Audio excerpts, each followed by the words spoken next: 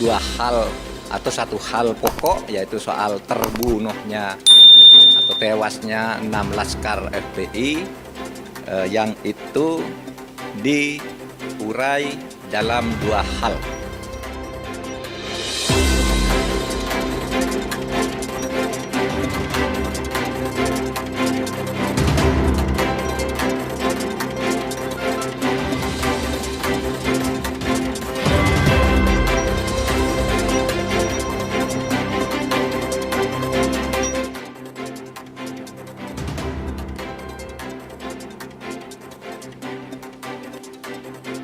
Saudara-saudara hormat, ini tadi jam 10 baru saja Presiden Republik Indonesia didampingi oleh Menko Polhukam dan saya dan Presidennya menerima 7 orang anggota TP3 yang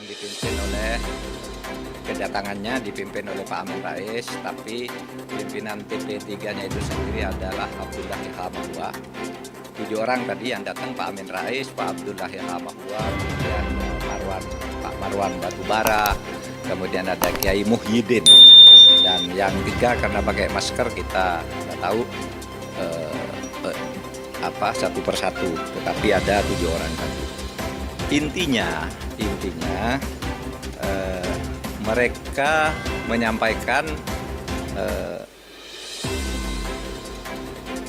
dua hal atau satu hal pokok, yaitu soal terbunuhnya atau tewasnya 6 laskar FPI yang itu diurai dalam dua hal.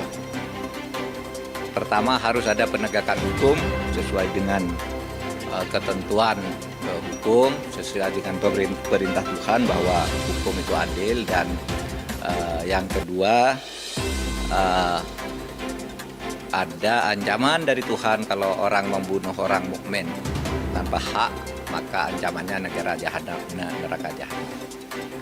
Itu kemudian diurai apa yang terjadi. Pertama, 7 orang yang diwakili oleh Pak Amin Rais dan Pak Marwan Batubara tadi mereka menyatakan keyakinan telah terjadi pembunuhan terhadap 6 laskar FPI, dan mereka meminta agar ini dibawa ke pengadilan HAM karena pelanggaran HAM berat. Itu yang disampaikan kepada Presiden. Pertemuan berlangsung tidak lebih atau tidak sampai 15 menit. Bicaranya pendek dan serius gitu.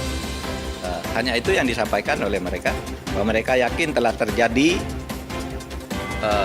pembunuhan yang dilakukan dengan cara melanggar HAM berat, bukan pelanggaran HAM biasa, sehingga 6 laskar FPI itu meninggal.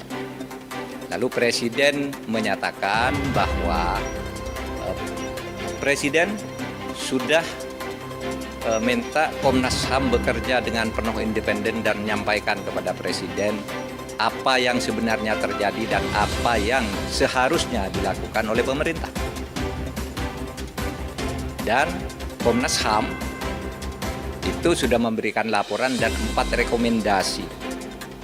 4 rekomendasi itu sepenuhnya sudah disampaikan kepada Presiden agar diproses secara transparan, adil, dan bisa dinilai oleh publik. Yaitu bahwa temuan Komnas HAM yang terjadi di Tol Cikampek kilometer 50 itu adalah pelanggaran HAM biasa. Pak Marwan Batubara tadi mengatakan mereka yakin 6 orang ini adalah warga negara Indonesia. Oke, kita juga yakin. Mereka adalah orang-orang yang beriman, kita juga yakin. Dan mereka juga yakin, Pak Marwan Batubara, telah terjadi pelanggaran HAM berat. Saya katakan, pemerintah terbuka. Kalau ada bukti mana pelanggaran HAM beratnya itu mana, sampaikan sekarang. Atau kalau enggak nanti sampaikan menyusul kepada Presiden. Bukti, bukan keyakinan. Karena kalau keyakinan, kita juga punya keyakinan sendiri-sendiri bahwa peristiwa itu dalangnya si A, si B, si C. Kalau keyakinan. Tapi Komnas HAM sudah menyelidiki sesuai dengan kewenangan undang-undang, tidak ada. Apa? Pelanggaran HAM berat itu 3 syaratnya. 1, dilakukan secara terstruktur. Itu dilakukan oleh aparat secara resmi dengan cara berjenjang. Struktur itu berjenjang. Harus targetnya bunuh 6 orang yang melakukan ini, taktiknya begini, alatnya ini, kalau terjadi ini, larinya ke sini. Itu terstruktur. Sistematis. Ya, terstruktur sistematis. Juga jelas tahap-tahapnya, perintah pengerjaan itu. Itu pelanggaran HAM berat, masif, menimbulkan korban yang meluas. Kalau ada bukti itu, mari bawa. Kita adili secara terbuka, kita adili para pelakunya berdasar Undang-Undang Nomor 26 Tahun 2000. Nah, saya sampaikan begitu tadi, silakan kami menunggu terbuka. Dan saya katakan TP3 bukannya juga sudah diterima oleh Komnas HAM, diminta mana buktinya, secuil saja bahwa ada terstruktur, sistematis dan masifnya.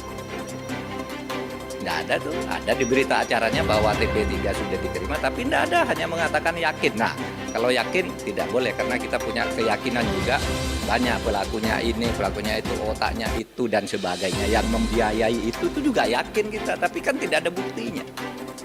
Oke, nah akhirnya ingin saya katakan bahwa sejak peristiwa ini meletus, masyarakat sudah mulai muncul agar dibentuk TGPF. Tim Gabungan Pencari Fakta. Ada yang minta pemerintah membentuk, ada yang tidak percaya pemerintah. Jangan pemerintah, nanti itu bohong itu hasilnya.